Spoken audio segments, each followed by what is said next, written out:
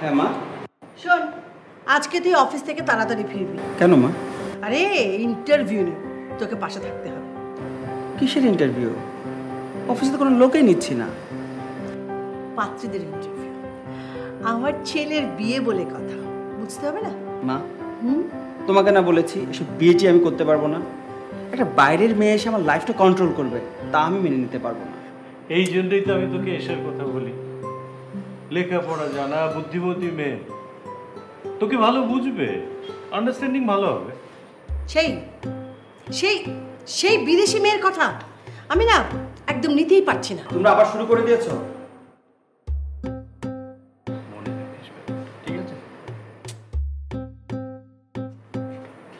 এত সহজে আমি হার মানছি না। আমি ওই গ্রামের মেয়েকেই বিয়ে করব, দেখে নিও তোমরা।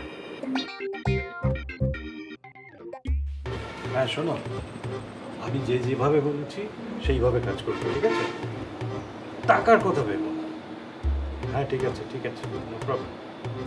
হ্যাঁ মনে থাকে যাবে, খুব সাবধানে, ওকে? হ্যাঁ।